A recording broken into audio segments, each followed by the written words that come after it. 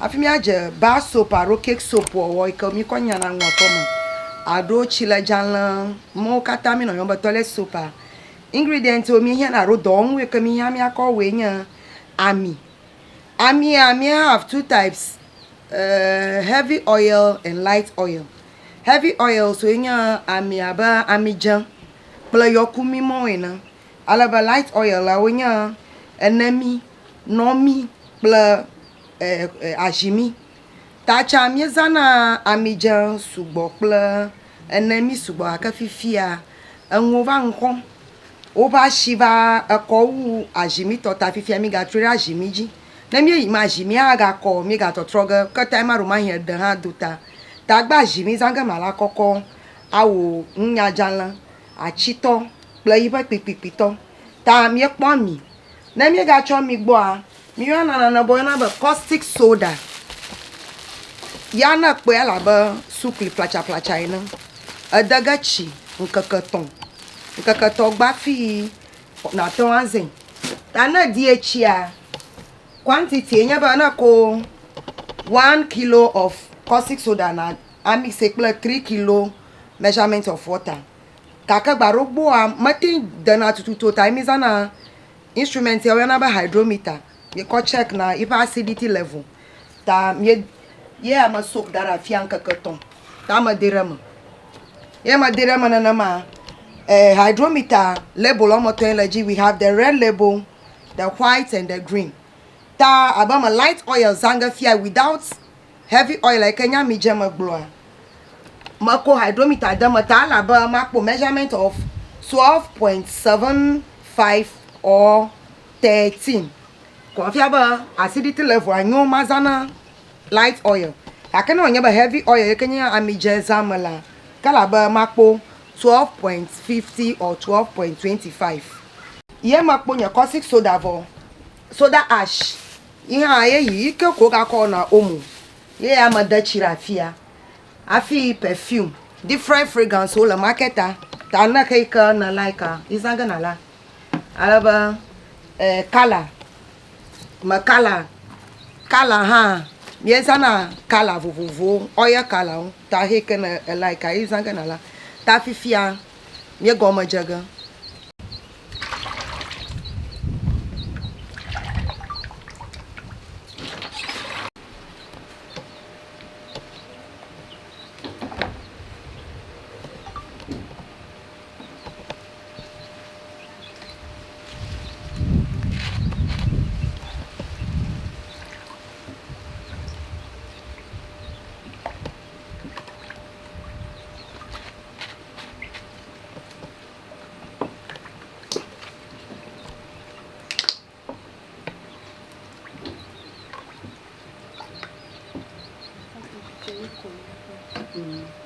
If you am your cool, I'm here as I'm here, I'm your query.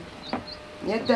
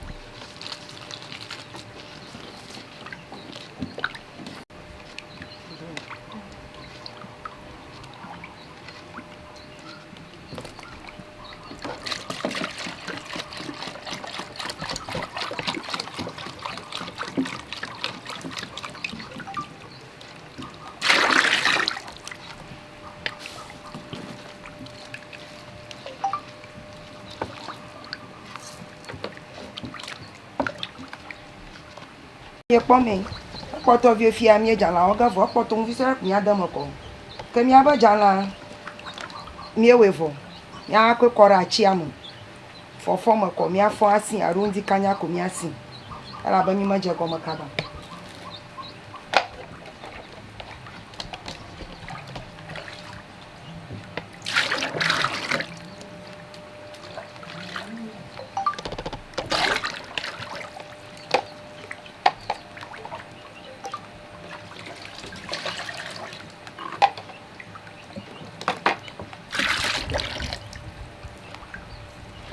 Ame de ŋu me vɔ fifia.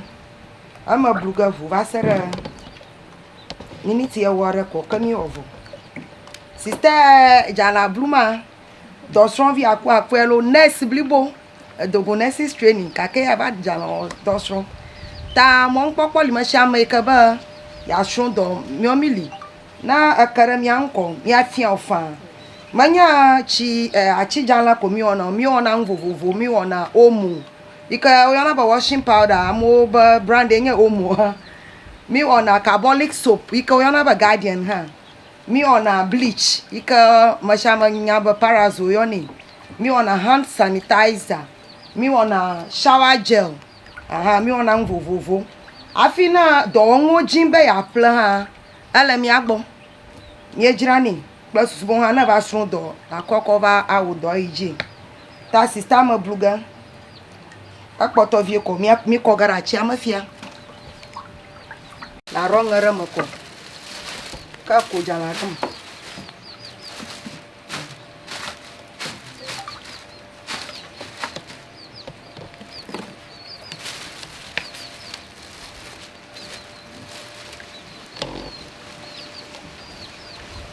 Fifia mi kɔ ge ɖe atsia me.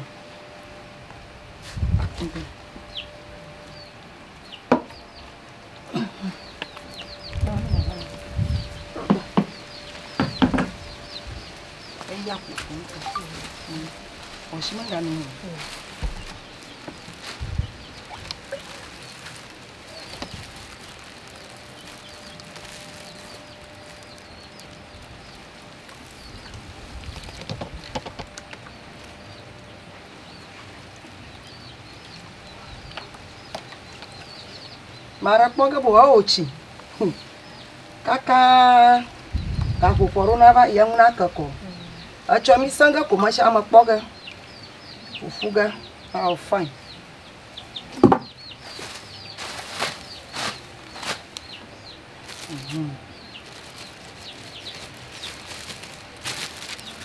Ta Jana tsi ya mi no ƒeƒlem le fiasewo me awɔ katã koe ame ŋu sese aɖe ko nye o. Ŋu sese aɖe ko nye o.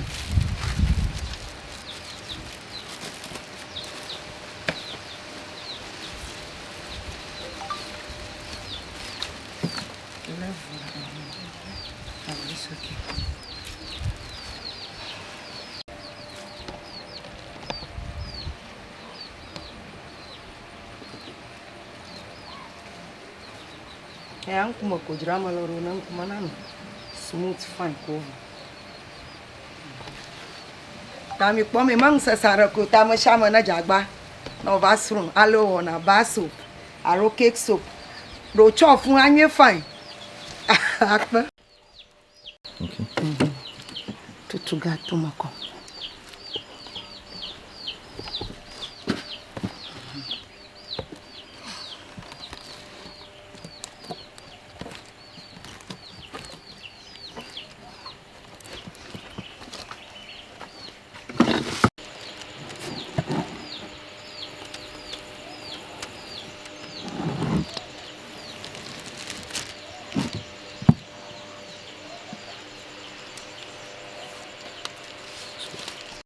Ta acho ya pa janle mi wodari encourage ya afufan ta mi esi fifi ami womre ki soap banono man ta machine mi ko design enye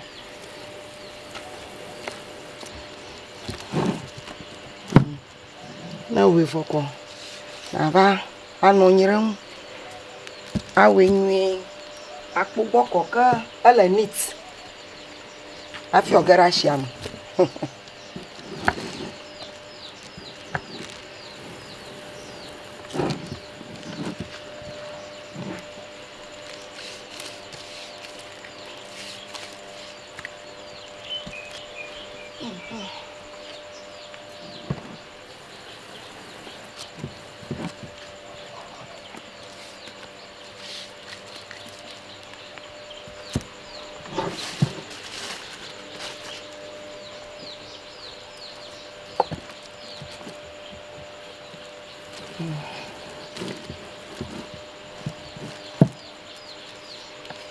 ta jalo mong sasara ka ho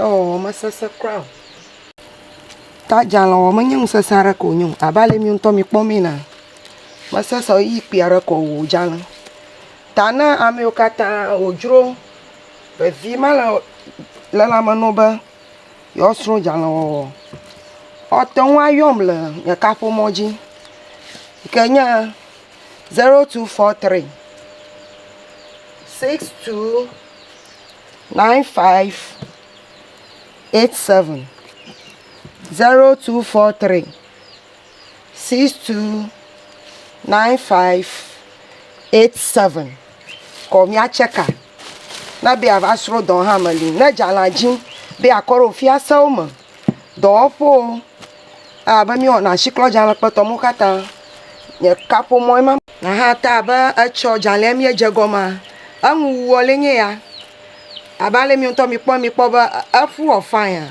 aha ta na jojro la manu na be asro do atenwa ba pon aro na ba ya plejala kora fi asam do po nyeli tana jojo mala manawa aton ayom le nya kapo mo ikanya 0243 62 95 87 0243 62 95 87 manyang sasara ka crown nyo eyi piara magba ko ha o jala onto ato anzela fomo ata jire fi asato oton abahwe apa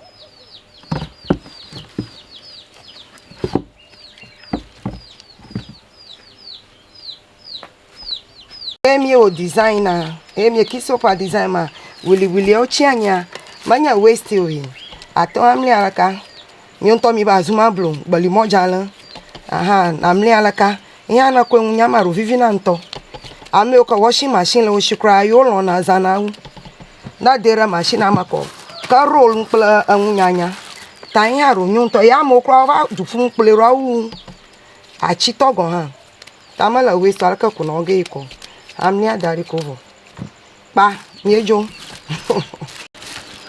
exhibition ema we fi amandagari ofu over ho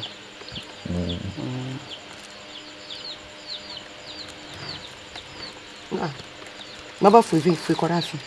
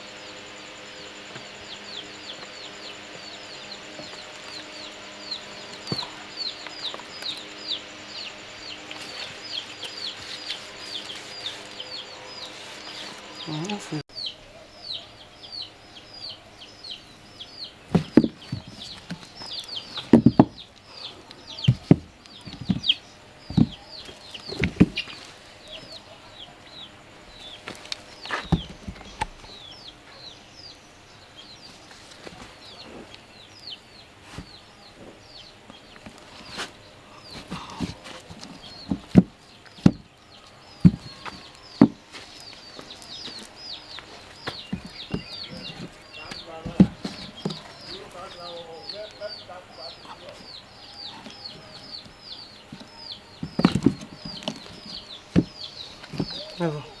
Nga kwa manda design.